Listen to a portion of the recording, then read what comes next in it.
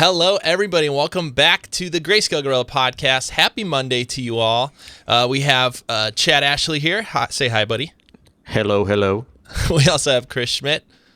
Hi there, everybody. Hi, guys. How are you doing on this lovely Monday? Is it lovely? I haven't been outside yet. It's not that lovely here. Every Monday is lovely, guys. Sure, why not? Yeah, you work for Greyscalegorilla. Every Monday is lovely, right? That's true. It's in the contract. Yep. Must love Mondays. Must love Mondays. We get the enthusiastic, like, happy Monday exclamation marks from Nick every Monday. So just that reminder, keep on smiling. Well, keep on smiling. Here's the thing. We all get to sit behind computers and do mostly stuff that we like to do all day. And hopefully those of you listening are doing the same thing. So I hope wherever you're listening, if you have a coffee, you got a water, whatever you're up to, you're smiling. It's a Monday, and you're learning and you're doing something you like to do. That's really the goal behind Happy Monday. Fridays are good too. There's definitely worse ways to spend a Monday. Yes, for sure. Well, so what's been going on in Cinema 4D, 3D news? Anything new happening around the world? I want to tease the teaser real quick. On this Wednesday, we are going to be releasing I guess it's the recap. It's a recap video and teaser. It's a recap video of AskGSG Season 2, and then it's the teaser for announcing the next season of AskGSG, which is pretty soon. And I actually got to edit the video together and go through like 80 hours of content and find some of my favorite clips and try and trim 80 hours of material down to 3 minutes, which is fun. It took a while. It took longer than I thought it would, but I thoroughly enjoyed the process. I don't do a lot of editing. That's and it was fun. That's like cutting down a documentary. That's a lot of footage. Yeah, I can't even imagine. Yeah, I'm excited. I saw a little a preview of the preview, and it's looking really good. I'm excited to get that out. We got season 3 starting on. We can announce it here, right? Yeah, we can. Did we talk about it? Super extra announcement. October 12th. October 12th. Wednesday, October 12th. Yeah. Chris will be back. 1 p.m. Central Time. I think with special guest Chad Ashley. Yay! What? Chad, it's a secret. Now, if you guys are not aware of what AskGSG is, we get a lot of questions and in comments and emails, always and tweets of people, and emails and tweets and everything in person of you guys and everywhere, asking for specific tutorials. How do you do this effect? How do you use this tool? And we set aside an entire season, an entire couple hours every Wednesday during the AskGSG seasons to answer your questions. So if you guys have questions, you can come by on October 12th and then every Wednesday after that for this season to come and ask your questions. So get your questions ready. Get the questions ready. Find your inspirations. Find cool things you want to make. Think about Cinema 4D, especially if Chad's around. We'll be able to tackle more After Effects and some Photoshop-y type things. Sure. I'm going to bring questions for you too, Chris. Yeah, excellent. And I thoroughly enjoyed the last one with you, Chad. Thanks. And for 2 hours, we just answer questions. Yeah, talk about Cinema 4D. That'll be fun. Now, previously as well, we have had the Patreon page, which Patreon's kind of like a Kickstarter kind of situation where you can kind of pay at different levels and get stuff. And in the past, that's kind of where we've had the AskGSG seasons to kind of watch after if you missed them live. And that works okay, but it's a little confusing to most people. That are trying to watch old episodes. You have to sign up for this monthly payment, and old videos got a little confusing. So we're doing something a little bit different this year, which is we're having all 3 seasons for sale. So if you missed season 1 or season 2 and you want to catch up with what you say, over 80 hours of content, then we'll have those available for you. Yeah. It's a lot of questions and answers. So look for that coming soon. If you're a Patreon member, look for some emails coming soon as well about what we're doing, and we'll make sure to make it fair for everybody. But if you can't make it live and want to watch season 3, we're also going to kind of pre-sell season 3. So that's something new we're trying, but we're going to have some announcements on that as well. So keep an eye out if you want literally hundreds more hours of us going and playing with Cinema 4D. Should All be the behind the scenes. Yeah. Yeah. It's like an encyclopedia of stuff. You know, There's a lot. going through it all, it's really you really cover a lot of different stuff, Chris. It's fun to watch some of the episodes I've even haven't seen since you ran a lot of season 2. It's you really dig into some crazy stuff there, man. I like digging the crazy stuff, but when I don't have a guest, there's always the weakness of I get really excited about the technical stuff. And then once we solve the technical problem, I'm like, okay, good enough, done. And then Nick is always like, where's the render? Why didn't you finish it off? Where's the lighting? And it's like, I'm not interested anymore. Let's hit another question. That's funny. I feel like that's really good for on stream, but it's not so good for having that sexy render at the end of the day to be like, oh, I want to watch that episode. Yeah, So- right. The eye candy. Yep. Well, I still remember our tag team tutorials are still some of my favorite, Chris. Those were great. But then you moved away, and now now I just have the technical guy doing things. I think you two should do a tag team. Chris, you make something crazy and then hand it off to Chad. And then Chad, you could open it There up we in go. like different renders if you want. That's It's right, up to man. you. I'll just roulette wheel. What render will I use today? Well, we could try and make things in mine, and then Chad can do a follow-up show where he then takes that's not a them and then bad makes them idea. sexy. That I don't know if I actually is a did good that idea. last season, or maybe it was season 1, but you made, Chris, I'm trying to think what season of AskGSG this was, but you made an arc reactor Iron Man kind of thing. Oh yeah, the start And then one. the end, that was on your episode, and then my episode, which was just me, I went in and textured and lit it and made a scene out of it. So that could be a cool way to do, a little back and forth with the next Yeah. season. That's Yeah, we'll have to actually think not a about bad that. idea. Well, we have that. What else is coming up here in Greyscalegorilla land? Oh man, so much stuff. We've got a We have a ridiculous busy end of the year. Yeah, it's crazy. I think that right now I feel like it's like this weird calm before the storm. Like I'm not stressed out or anything because we're not to that point yet. But we're going to be launching a new site, new store, new products. New training, new classes, new AskGSG stuff. I mean, there's just so much going on that I've definitely got to start like busting out the old Post-it notes and like making sure stuff doesn't fall through the cracks because it's gonna get into that. Yeah, it's getting to that point of the year where we have a lot going on, and I think people are actually starting to, at least from what I can tell, starting to recognize that GSG is like doing all these different things, and everybody's really supportive of all of our new products and new endeavors. I was just on the Brograph podcast last night talking to those guys. Those guys are awesome. We'll put their show in the links in the show notes. But yeah, they were mentioning to me how they felt like GSG is like stepped up its game in terms of like, I don't know, just both in the community and in training and in plugins and whatnot. And I'm just like really excited to hear that because it means that what we're doing is working. That's good. That's awesome. Well, thanks to you guys too. I mean, that's really been the goal to get, first of all, when Chris joined, stepping up the technical side of knowing all about what the heck, Cinema 4D does. Like, just seeing all the years that you've put into figuring these tools out, and then now to have Chad in, it's just we got such a cool team here. I'm glad people are recognizing what we're trying to do. It's our full-time gig now. It's all of our full-time gig here. Yep. Building tools, making training, doing this podcast, doing YouTube stuff, behind the scenes stuff. We got the new plugin, so that's cool. That's good to hear. Yeah. And when does their podcast go out so people can listen to that? I think they always either do it Tuesday or Wednesday. So either it'll be October 4th or October 5th. Okay. It should be We'll out. just link up to their Yeah, main we'll link page. it up. They're really nice guys and they do a great job. And they're like huge Octane, like I guess I'd call them Octane nerds, but they're open to other things. But Octane's just what they use on a daily basis.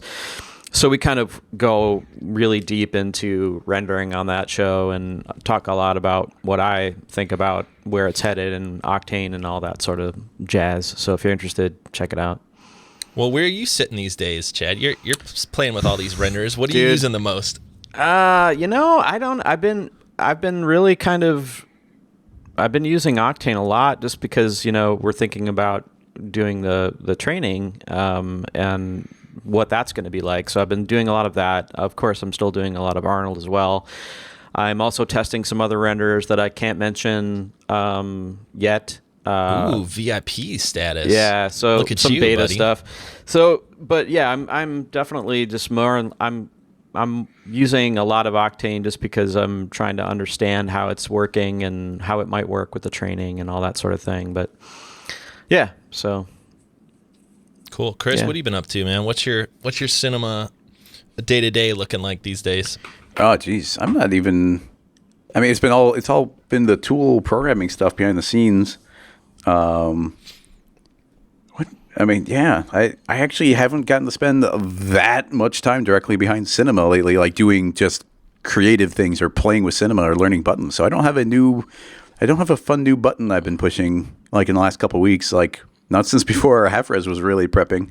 Well, so yeah, I'm AskGSG falling will behind. definitely do that for you. AskGSG, that warms up the muscles without those questions, and I just it all gets stagnant. Yeah, bring your questions for Chris for AskGSG so you could really stump them. Get some good ones. Shake off the rust. Yep. That's always a fun part in those shows is I've had people talk to me about it where it's like they'll see me look at one. It's like, oh, I don't think we can do this, but here's this thing to try. And then by the end of the episode, I'm like, oh, that was the coolest technique. It's like, I didn't think we could do it and whatnot. So it's like, it's the impossible questions that I end up being really happy with. Yeah, that's cool, man. Yeah, I like watching your workflow on that. It's like, well, I don't know if this will be possible, but let's try it. It might work, it might not, and then you invariably get stuck somewhere in the middle there. And he figures it out. Yeah, there's always like that one checkbox or technique or something. You're like, oh, of course, and then that clicks, and then it all starts working again. It's just fun to watch. That almost everything is just possible. That's really cool. So awesome. AskGSG, we got the Brograph podcast. Chad, you mentioned something last week about customizing Cinema 4D. Yeah, so I kind of got into this. Well, I did that tutorial about the Windows utilities, and it kind of like it was. We'll post it up in the links, but it's just about like all the little free utilities I use in Windows to make life go easier and faster and whatnot. And I was thinking about like, okay, how do I apply that same mentality to Cinema 4D? Is there things that I could be doing better in terms of workflow to make things go easier, faster, better? So I started to dive into customizing Cinema 4D, which I really hadn't done that much of. I changed some hotkeys around, and then I had like a workspace for rendering, but I hadn't really, really looked at it. And so I had some time last week, and I started to dive in, and I made a new like startup workspace that is, or layout, I guess you call them. And I actually went and I've asked some people, what are the scripts that you use on a daily basis, and I started implementing them. And so I've just kind of got into that, and then I started looking at like render tokens, and then I like had this great idea of like, okay, I'm going to make using render tokens. And explain what a render token is. Okay, so God, they probably came out in 16, right? You guys would tell. No, I started in 17. I think it was 17. Was it 17? Okay. So what a render token is it's basically a way, it's a little chunk of information that you put in your output field when you're rendering something out. And if you look in 17 or above, it sits right there. It looks like a little triangle, looks like a play triangle sitting next to your file name. And in there are all these tokens. And they basically are little chunks of information that will basically fill in your name for you, or like change your name. So let's say that you want to make sure that you always name your output file with your resolution. So there's a resolution token. So then if you select that resolution token and you say test render underscore, resolution token, it will automatically look at your output resolution and append that to your name. So tokens are a way to name your files using shortcuts and information found on your system. I'm explaining it in a way more technical way than it really is. It's really pretty simple. But I remember when I was using 3ds Max, and I had been using this plugin called RP Manager, which was a render pass manager it was a plugin you had to buy, and it was really complex. But the cool thing about it was you could configure it all to essentially automatically name your output based on your scene name and your camera and the date and the time. So what I did, I was like, I want to figure out if I can take tokens and make it so I never have to name an output again. So I always forget, did I name this version 1, version 2, which one was this and all that, and what scene was it with and all that sort of thing. So I found out that Cineversity, one of their tools that they sell on the CV Toolbox, is an add-on for tokens. It's basically tokens on steroids. They basically have tokens for everything from the date, the time, all these crazy things. And it just, once you install this, and it just gets added to your token list. So I made this string that basically will, when I set it up and I have a scene set up like this, it will automatically look 2 folders back from my scene file, and then look for a render output folder, which is always the same in my project directory. And then it will create a folder based on the date, and then the time, and then I forget what the other ones were. But essentially, what it does is it means that if I change the version of my scene file, like I go test scene version 2, and I hit render, it is going to put that in a test scene version 2 folder in a date and time folder. So I can keep hitting render again and again and again, and it'll never overwrite any of my renders, because it's always going to be, unless I'm sending it off at the exact same second, because that's how crazy you can get. You can get down to the second. Wow. So that way you have, if you're working that way, and you keep rendering and you're doing test renders, you can go back into your render folder and look at, okay, what scene was it from and what time did I make that render, and you can go back and find that scene file without having to do anything. Once you've set it up, it's like a robot. It just works, and you don't have to ever think about it. So you can render to the viewport, or not the viewport, but to the render queue. Not the render queue. What am I saying? Your output, your file output. Yeah, just the picture viewer, The picture viewer, thank you, Chris. You can render the picture viewer, and instead of it just getting saved in that side channel, which I've always wanted, kind of to back that up. Yeah, that's kind of what you built, right? Yeah, that's what all it really is just saving your output every time you hit render, and, putting it in a folder that's easy to search for. And that's essentially what it's doing. So you never have to worry about number one, what did I name this output? What should I name it? Because once I set up this file, I was like, okay, this is going to be my default Arnold file, and this is going to be my default Octane file, and I'm always going to open up that file when I start one of these projects. That way, the outputs are always in line with this whole workflow that I made up. And then I went even further. I was like, okay, this is cool, but now I want to do the same thing with what I used to call, and a lot of Maya and Max people call Playblasts, but I think in cinema they're called previews or something. And Chris, I asked you about this last week, and you were like, I never use this. Why would you use a preview? Yeah. Why would you want this? And because in where I came from, you don't render out a RAM preview or Playblast to your picture viewer. You spit it out to a QuickTime or an AVI or whatever. So then I was like, okay, so where do because you can do that in Cinema. You can make a preview and it'll save it as a QuickTime or an AVI, but it puts it into this really weird directory, user data directory kind of structure thing. So I was like, I want to be able to have a render preset for doing previs that does what I did for the file output, which means that I want it to automatically save a new previs file every single time I make a new Playblast.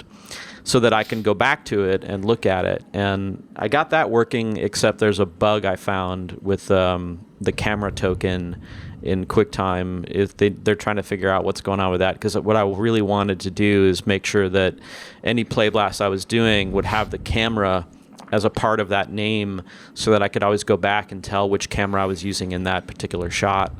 And so I kind of nerded out over all the tokens and stuff.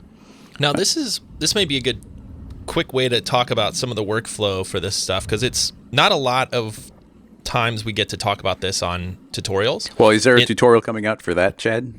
I probably should, because I feel like when I tweeted it out, I like screen grabbed my output thing, and a lot of people were like, well, I didn't even know that you could do this. And I'm like, well, you can. You have to have the CV toolbox and all that, but it's totally possible. I should do a tutorial on it, because it's a workflow thing that a lot of studios use, because they don't want necessarily their artists to have to worry about where their outputs are going. So it's kind of a big studio technique that you can use at home, which I think is cool. So maybe I will do one. Yeah, and you also mentioned Playblast, and from working, as a little bit at least in the industry, that all comes from basically just getting a really crappy version out there for editors and to like start to understand timing, right? Yeah. That's just like the real low res or no lighting or no anything, like even just, outlines and stuff just to get timing of it. Yeah, it's kind of it's a hardware in Cinema 4D terms. It's usually a hardware render with no lighting or anything on at all. And it's a way. The reason that they exist is because a lot of times you'll have a scene file that just won't play real time. That's how they came into existence before, was because you couldn't hit play and see your scene play down in real time. So you'd have to basically render out a hardware version. And I'm talking about like in the Maya Max days, 10 years ago. So before the hardware wasn't that fast, you'd have to, bake out your little wireframe into a movie file so that you could see it in real time. And then as things progressed and you could see things in real time, you needed to get them out to an editor. Maybe you were doing like some, you want to figure out how it's going to play in the edit. So you don't want to necessarily render out a completely awesome render just to check timing. That's silly. So you render out a QuickTime in hardware mode where things are representative of what they're going to be when you go out to final, but they don't need to look good. And that's really... that's how, for the beginners out there, that's how you figure out your animation. You're never really, you're sharing it with editors, you're sharing it with art directors, and you're doing it through a QuickTime or an AVI or something. You're not doing it with a final render. I've done that too, just to test animation timing, like you said. Like a lot of dynamics simulations never play back real time in the viewport, and it's really easy to go like, oh, I like the timing of this, it feels really majestic and really slow, and then you do an output of it and you realize like those 90 frames that you thought were really majestic go by so fast, and all the dynamic speed is way off because you're not watching it real time. So I tend to forget about that a lot of times, and then I'll go do a final render without doing that Playblast and realize, oh no, like my speed is off. And then I'll have to do tricks like, add frames. Like that's always a nice trick, is just to add extra frame rates. So now it's like, okay. Twixter. Yeah, well, not even in Twixter cinema, after yeah. the fact. Like in cinema, you could say, this is a 30-second or a 30-frame QuickTime, but I'm outputting 60 frames. Yeah, I didn't even know you could do that. It'll interpolate and basically give you a high-speed camera, and essentially you're picking the frame rate of your output. So you could leave your static scene at 24 frames a second, then your output can be 80 or 90 or 200 or 120, whatever, and you'll get all that extra data, and it'll take longer to calculate. Of course, you have to worry about baking it at the right frames per second, all that stuff. But that helped a lot in getting out timing that I can then adjust later. Yeah, it's really, that's what, when you start doing dynamics and stuff, you start to realize like, oh, am I looking at what's really happening in my dynamics, or is it just like trying to give me as close to real time as it can, and it's not as accurate of a solve. So that's why, it's whenever you're doing dynamics, it's like either you have to bake it out, like cache the dynamics, or Playblast it to be able to see really what's happening. So this is somewhat a little bit similar. How do you guys set up your menus? Like we have all these ways of, even Cinema 4D comes with like all these different types of menus. They have the painting, sculpting menu. They have, or layout, I should call it. Yeah. They have the standard layout. They have modeling layout. Do you guys use those, or I always end up like just using the same one, but I'm not as much of a power user as you guys. How do you guys use layouts in different ways? Well, go ahead, Chris. Yeah, it's pretty straightforward for me. I've had a thing for a long time where I like working from everything pretty much in vanilla. Like I don't customize things whenever I can avoid it. And that goes for like Photoshop or cinema or video games or whatever it is, because and maybe this goes back to my school days when I was jumping from machine to machine, because you customize and then you don't have your setup. And then you go from R17 to 18 and then you have to copy your preferences in or reset them. So I end up just making a couple of little tweaks. Like I almost never leave my default layout, except if I'm doing UVs, because you do need a new layout then. Yeah, there's really no way to avoid that. But yeah, I might set up a shortcut or two that I don't normally, and I leave it vanilla, and I set up a scripting layout. So if I'm going to do code, I have like all those windows customized out the way I want to.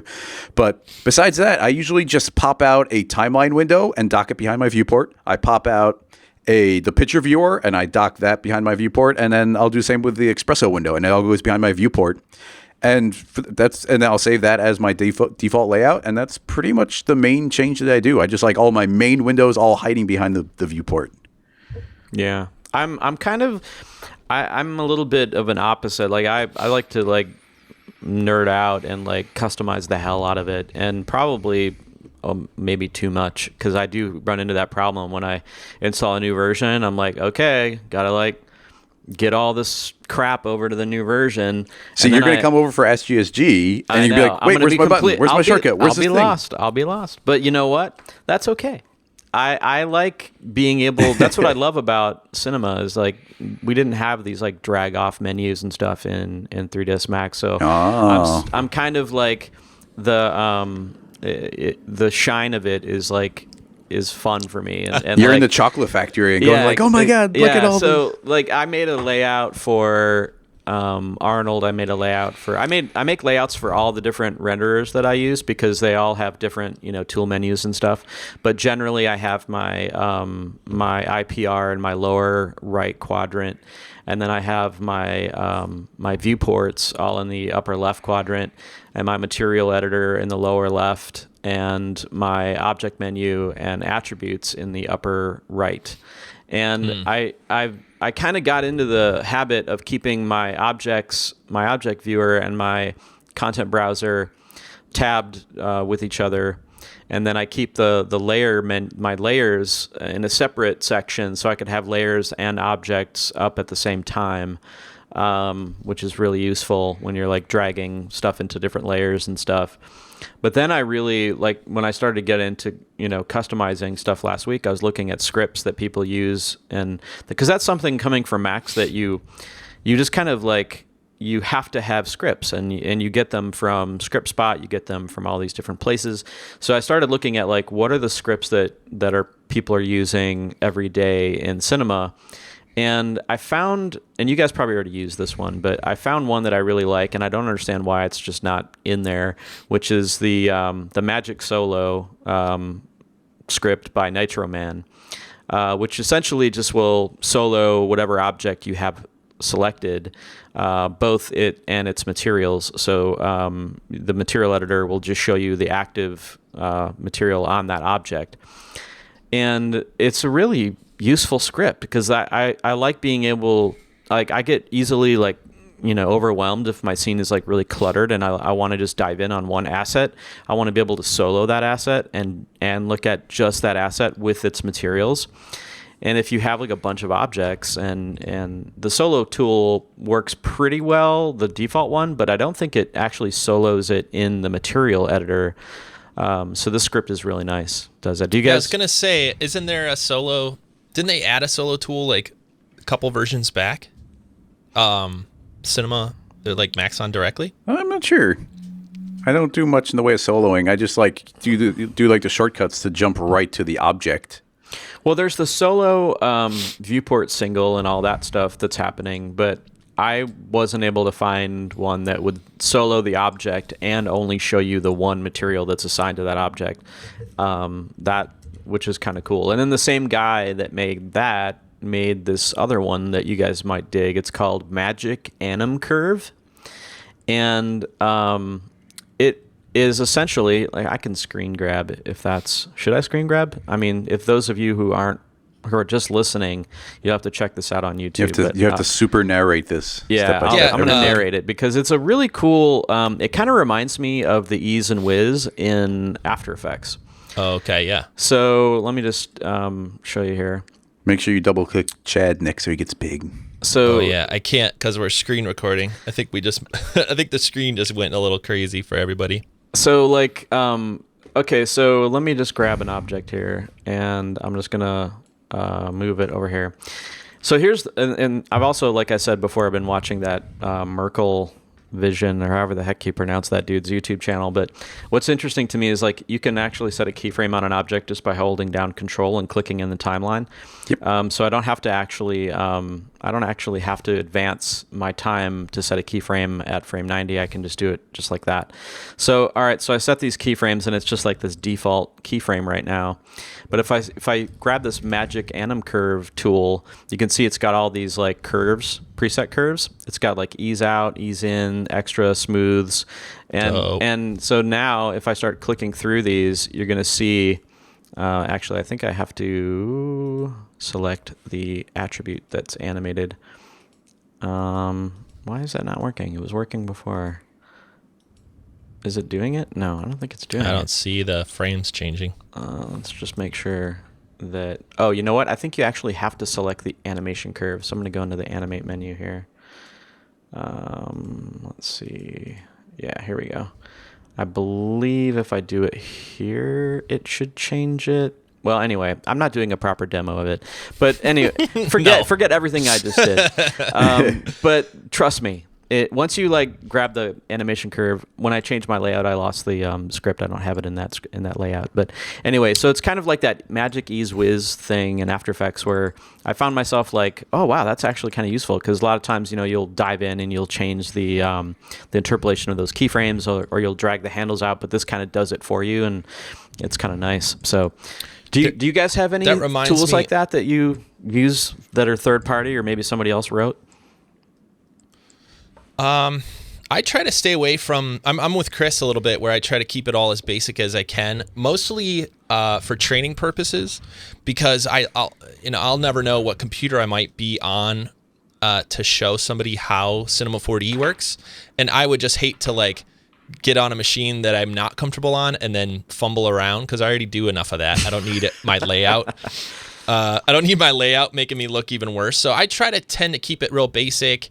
Mostly for training reasons, so that people, watching the videos can follow along. I do the same kind of viewport. I'll put the render. I'll put the render and the render settings behind my viewport, and then I also put my render queue back there, and I'll also put the manual sometimes if I'm referring back to the help. I'll put all that under that, so I could tab to see it. I have been experimenting a little bit, Chad, with when I'm using Arnold and trying and playing with it is your style layout, which is the bottom right corner is the IPR, and then the top is really your objects and your attributes. And that's been pretty helpful. I think I have to do something like that just because the IPR window is such a big part of Arnold, and I'm assuming once I try Octane, there's going to be that live preview as well, where You got to dock that dude somewhere. And as we move forward, that's just going to be a part of a lot of workflows. So I might go in that direction. There's no real tools other than our tools that I rely on so much now for lighting and for animating. Trying to think of other things. I mean, when like I get scripts that for like things. I've experimented with like drop to floor and drop some to of the floor was the only one I used to regularly download, but I don't even do that anymore. Yeah, I used to mess with that, but again, when it came to training, it was almost like it got a little tricky, especially some of those basic things where it's like, well, let me just show you how to make something look like it's on the floor, Right, yeah. It gets a little tricky for training, so I think that'll be an interesting thing as we move into Arnold and Octane and do all these different trainings. I think it's going to be a little bit more, hey, here's our layout if you want to follow along. Right. Yeah, stuff getting segmented out, man. Yeah. Yeah, I mean, but it's so cool that we can do that, though, Like, I think that it's pretty powerful that, number one, that you can make all these crazy layouts. My biggest complaint about layouts is that they don't save with the scene file. Like, I wish they did. I don't think I would like that. I would love it because sometimes, you're working in a very specific way. Maybe you're using a specific layout, and then you save it, and you want to get back to that layout, and you don't want to have to like dig through which layout was I using for this? But then now you want to save it. But then you go and you add in 3 new buttons in your toolbar somewhere, and then you go and open an old file, and they disappear because you're into your old layout that was saved with the file. Yeah, but what if I wanted to share? I guess I want the option to have it on or off. That's what I want, because I want to be able to say, I want to be able to create like a tutorial using Octane or something and have my Octane layout and then save the file, and now people can work with it the exact same way that I was without having to be like, let me export this out. That sounds I don't know, really unappealing to me, but I get why you're saying it. Just export out your that's why this is a good conversation. Once you get your layouts, save them and we'll share them, and then people can, there you go. People can come find them and follow along. I just imagine like if I was still like a part of like a bigger studio like at DK and we were just starting to get into cinema when I left, if we had like studio wide layouts that we could then standardize, that would have tools that every artist needs, and like that kind of thing is really interesting to me. And like, I think it's cool that you can do that in cinema pretty easily if you wanted to. You could deploy layouts for a team. Yeah, you'd have maybe to there's even constantly update. I know some of the artists, I feel like I'm having like Casey flashbacks maybe of talking about these kind of things, of like standardizing layouts between teams and being able to update it one place and have it update everywhere.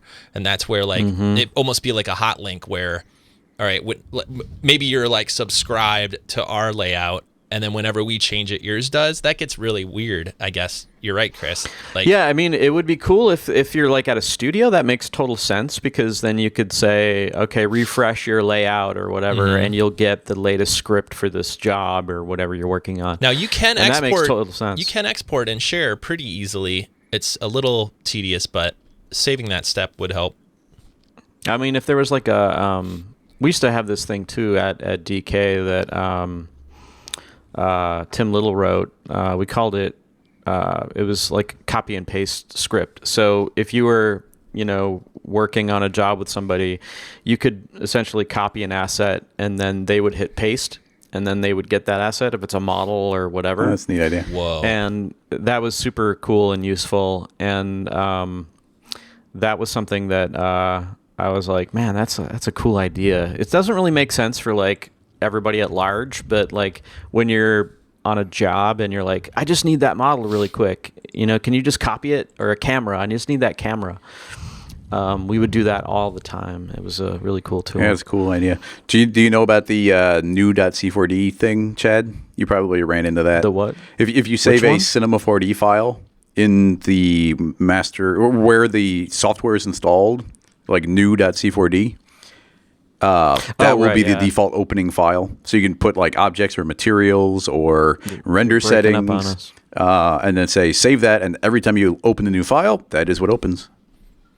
Yeah, I noticed that too. We had that in 3ds Max. We had that. I made use of that for sure. I actually, when I was going through my like organization optimization thing last week, I created scene files that had already had that whole output token thing for all the different renderers that I use. So I'm trying to get into the habit of just not opening up Cinema and just start, doing stuff. I want to like open a file that's already set up and then work out of that file. I don't know how to do it, but I feel 90% confident in saying, and I do this all the time and tell people to do it, you can duplicate your executable, which is whatever, how many megs. But I'm pretty sure that you can associate that executable with a certain file or something. So you could actually make Cinema 4D Octane, Cinema 4D Arnold, and then double click that icon and open up an iteration of Cinema that would default to the settings you're talking about.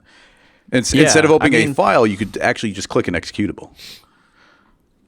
Yeah, that's true. You could do that too. I mean, what's the difference between that and just having the file sitting on your desktop and associating it with R18 or something? Right? Yeah. The file wouldn't have your layout and all that. Yeah, the file wouldn't have the layout. There you go. That's the difference. But the executable would. And if you save, you might accidentally save over it too. So that's another bad thing about doing it that way. But yeah, that's interesting. Yeah, that would be cool to do it that way, because that way you're not like, I accidentally just saved over my default file. I'm awful. I love that kind of stuff. I love that stuff. I just really get into like all the little ways of like cutting corners and like, there's so many places where that has messed us up. Like it's been beaten out of me. I used to customize a lot and it just doesn't. I mean, Nick, I think back to like our early tools that we were sending out. Like I think in the early City Kit, I had a very customized layout and it had like all these different render settings in there, and like the hair renderer was on and all these other settings, like Sketch and Tune was on by default and all these things. And then when we went and saved all the files and we started sending these out to customers, they were like, this is telling me I don't have hair installed. What do I do? And it's like City Kit doesn't use hair, but the render setting was in the file and then we couldn't get it to extract it out. And it's just like a nightmare. Well, hopefully you can keep your hopefully sandbox. I won't be. Hopefully that won't be beaten out of me. We'll see what happens. I'm gonna try. I mean, I don't get like crazy into it, but like I think it's fun to like get in there and like try to think about things from coming from like a team production background. Like that's always on my mind. Like, okay, how would I do this, and how could I? Because I want to help people that are like tackling those kinds of problems. And for me, I ran into so many of those, over the years, that when I'm in an application that can actually do this stuff pretty easily, default-wise, like you don't really need a plugin to do different layouts. You don't need a plugin to do render takes and all that sort of thing. And takes are a whole other thing that I think are totally underutilized. The whole take system is really cool.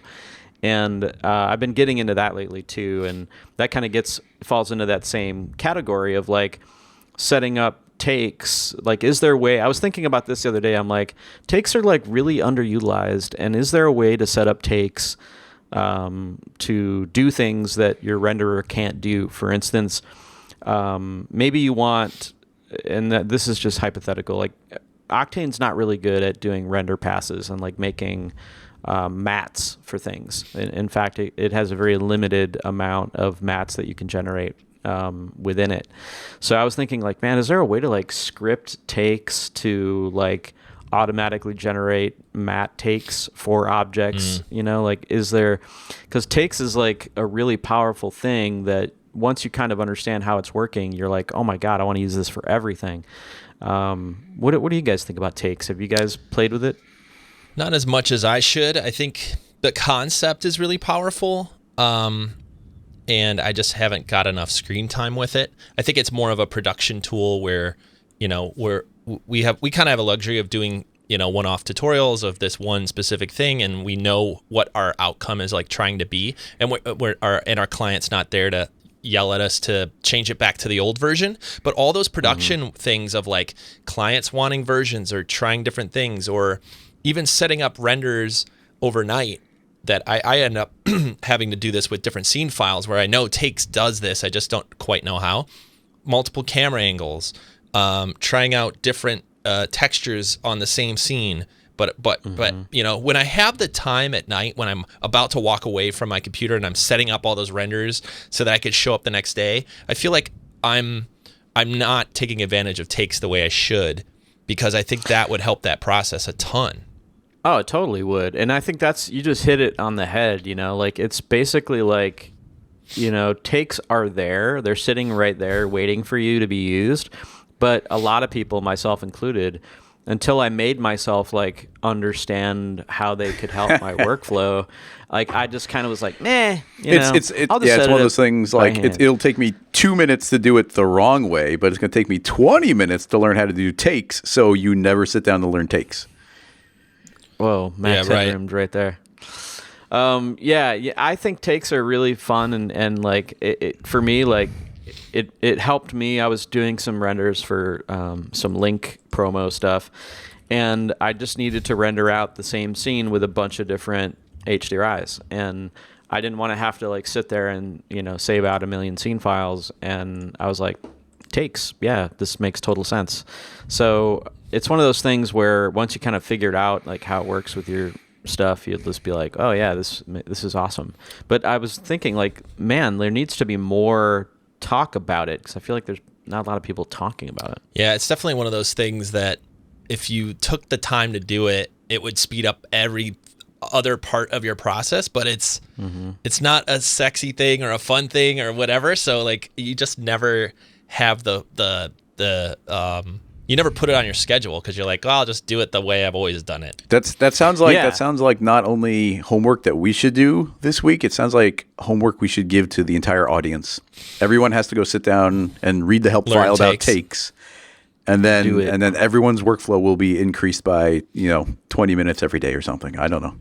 There you go. Right, it's one of those like sharpen your axe kind of things that is not intuitive, where you're like, well, I'll just keep going, I'll just keep working. Whereas if you take a step back and go, well, I'll learn this new thing and it'll save me an extra 20 minutes every day, and over the course of a year I get like 3 extra days of like productivity that I wouldn't have gotten. It's just I know there's a lot of names for those kind of things, but they're just so hard to do. Like I just did a tutorial and made a vignette in After Effects, and I made a vignette the way I always made a vignette. I made a solid, I made a ramp, I turned the ramp colors backwards, put the white on the inside. Which you've probably done that how many times? I've done that exact formula maybe close to 1,000 times at this point in my career. And so the fact that you keep doing it. Well, here's the thing. Now I always keep doing it in a tutorial because I want everybody to follow along. I don't want to use the same reason we don't try to keep things as vanilla as possible is I don't want to say click the special Nick preset of a gradient. So I do keep it still like that, but sure. The chat room is going, there's a vignette tool now. And I was like, when did they come out with a vignette tool? And after they watch your 500th tutorial. Well, see, I think that's what I love. Like, I love those little, I think I totally see what you're saying. Like, you want to show people how to do it, and makes total sense. But at the same time, you have to show people how to sharpen their axe, like you said, and knowing when to do that, and like say, okay, I could keep hitting it with this axe, but year after year, it's going to get duller and duller, and now all of a sudden I'm losing time because I'm hitting this piece of wood really hard and it's not breaking. But if I just took a day and learned takes and learned tokens and learned these things that will speed up my workflow that Maxon has spent a lot of time putting into the application, then not only will you be faster and get things done quicker, but you'll also allow yourself, you'll get into that habit of like once in a while taking a step back and being like, hey, I just made this same, vignette 20 times. Right. I should probably make this into a standalone little like layer or something that I can come back to. Because I'm like, I hate redoing things like over and over again. I hate and I'm the same way. Like whenever I'm doing film grain, I always do it by hand. I'm always like, I need this. I need a little bit more blue and this size, and I should just save a preset of film grain, and just that's my film grain. But yeah, so everybody, the homework should be learn takes, or at least read about it, and then tokens, and then also try to find something in your workflow that you do too much of and automate it. I was going to say, this feels, even me not having done much with takes yet, it feels a little hypocritical because I'm the guy who's always yelling at everybody to learn their keyboard shortcuts. And I had a philosophy at one point where I flipped the switch in my head where I was like, if there's a keyboard shortcut, like I'm going to click it and then remember, I didn't do the shortcut, and then actually undo and force myself to do the shortcut, because then you get the muscle memory. That's true. And without the muscle memory, there's no keyboard shortcut. If you have to look it up every time, it's not working. Right. That's totally true. I am so guilty of not using the keyboard shortcuts, because it literally, I would have to do that. I would have to do what you just said. I would have to make myself do it. No, and that's what you do. But then a week later, you're like, everything is faster now. Right. Like learning the selection tools, learning if you're doing some modeling, like just having 5 modeling shortcuts in your head. Do you guys use that V thing? Do you guys use that little marking menu, kind of like V tool? The V tool? Like if you hit V, it brings up a little marking menu. Oh, I do not use that. So I do the direct shortcuts. So that is a kind of a thing that Maya and Max have too, and I spent some time kind of manipulating that and like making it my own, and I just found myself like being like, meh, I don't know if I'd ever use this, because like Shift C kind of gets me everything that I need. Yeah, Shift C is my ultimate. Yeah, it really is. You need to know one. If you don't want to learn your shortcuts, you only have to learn one. Right, that's true. Yeah, that's a good halfway point, and you have to do that for a lot of tools, because there's a lot of tools that don't have shortcuts. I guess you could assign the shortcuts. I do that. I actually started assigning Alt-T to top coat, which is really useful. Yeah, there you go. We do the same thing with our own plugins too, and so maybe we're doing a disservice. It's like, now that we have these render presets that we all use so much now in like top coat and HDR Studio, and I know a lot of our customers do too, we kind of stopped explaining like all the render details, right? If we go back to like the vignette example, we get to that point in the tutorial where we're like, all right, now we got to dial up and down our render, settings. Yep. And now instead of jumping in and having to re-explain like how crazy the render settings are in physical render and all the options and all that stuff, we gave people a tool now to like just say, you want it low quality for now, and then you want it high quality later. It's all right here. And so we are skipping that step, right? We're not showing exactly what those are, but that's because it literally saves like, a half an hour of not only our training time, but in their case as well. So maybe even as a philosophy of tutorials, it's like, okay, beginner tutorials, if you get to the vignette area, let's show you how you make a vignette.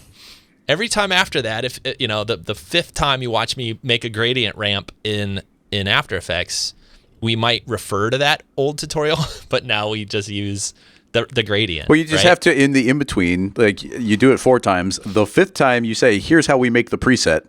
And then from that point forward, you just use the preset. And if it's on YouTube, we can just link back via like in-screen link. Like go watch this if you don't know what I'm talking about. Yeah, it's a tough one, because I kind of see both sides of that coin. You got the people, you never know who's going to be watching it, and like if they're going to be like, well, wait, he just glossed over something that I really wish he wouldn't have glossed over. Like, I want to know that. Yeah. But at the same time, you have to preach that mentality of like, if you're doing this for the 20th time, do yourself a favor and make a preset, make a scene file, whatever it is that you're doing over and over again. Figure out a way to optimize that workflow, and maybe that's just like a philosophy that you go in with,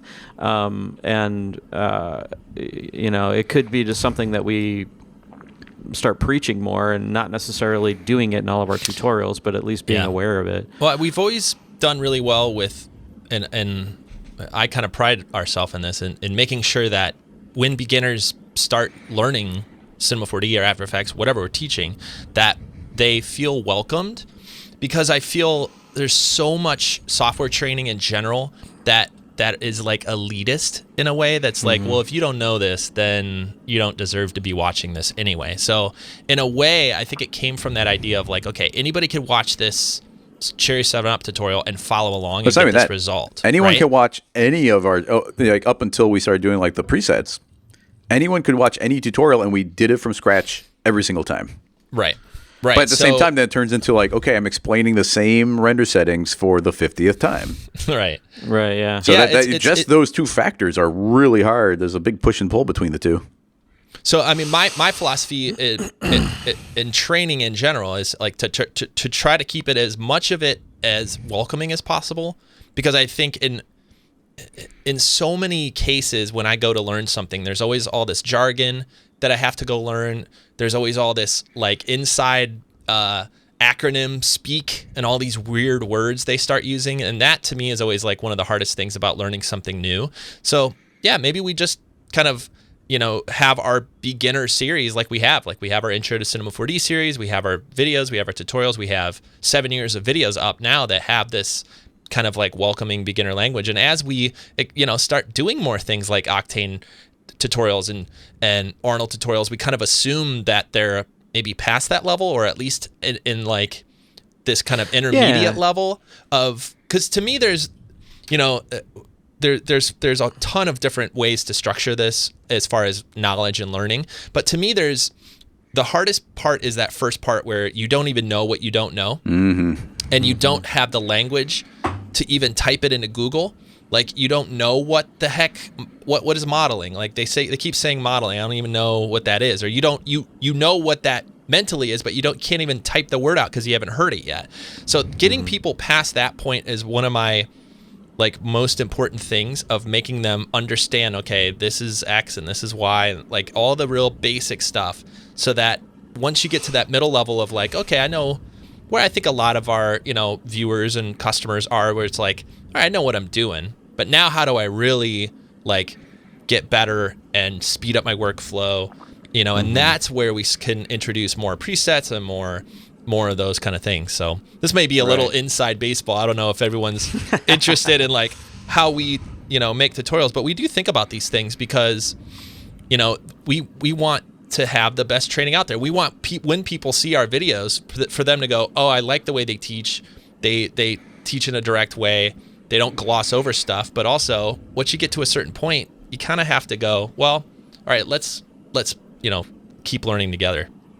Let's move forward. I think that's the key. It's like, I don't want people to ever feel like they've graduated from our level of training. And that's something that I think is really important to me. As I always I want to continue to learn, and like every day I try to find something new to tackle. And so I want people of all levels to feel like they can get something out of our training or our free tutorials.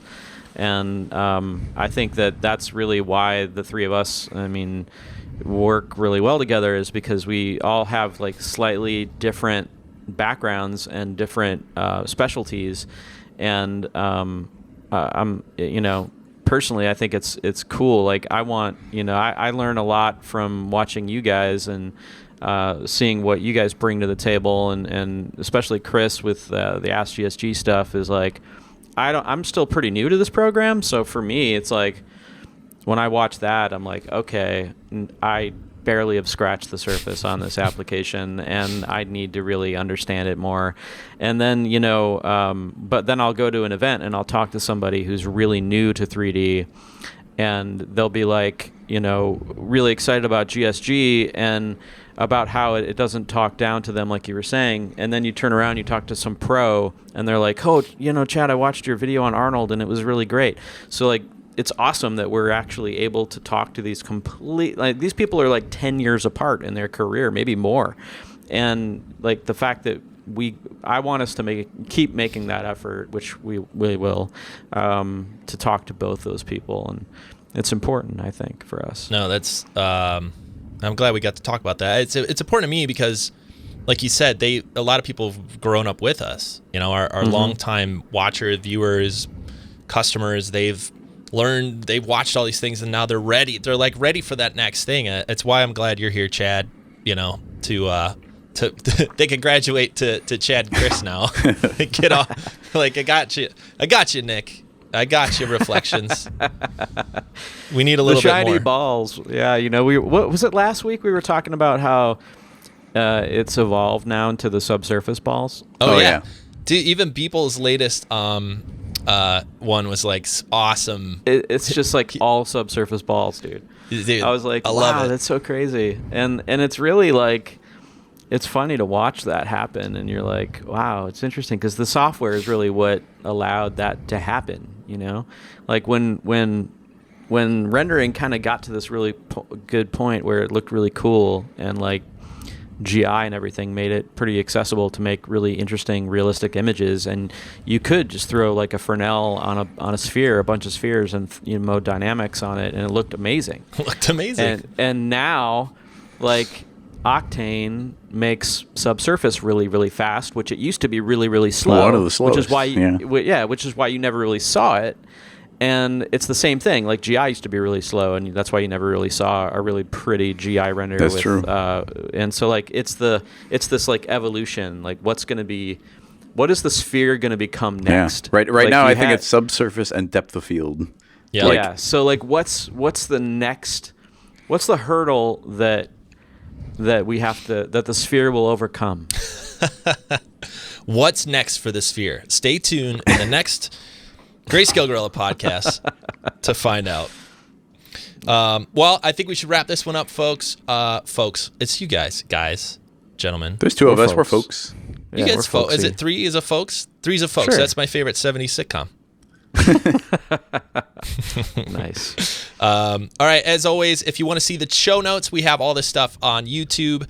You can go to YouTube, find this episode, which we're kind of calling episode 5, even though the Greyscalegorilla podcast has been around on and off for quite a few years. But this is episode 5 of this iteration here. Maybe we should start doing seasons. Yeah, this is season 2.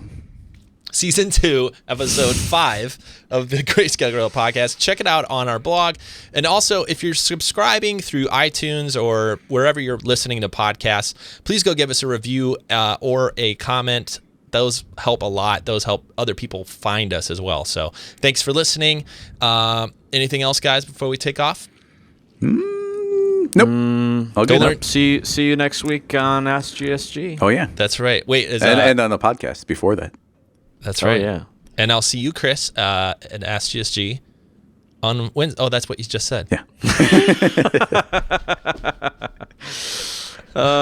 We have so many things Monday. with GSG. We got the podcast. We got the live show. We got just stick around. We got a lot going on. I can't even keep it straight. All right, bye, guys. Bye, everybody. Have a good week, everyone.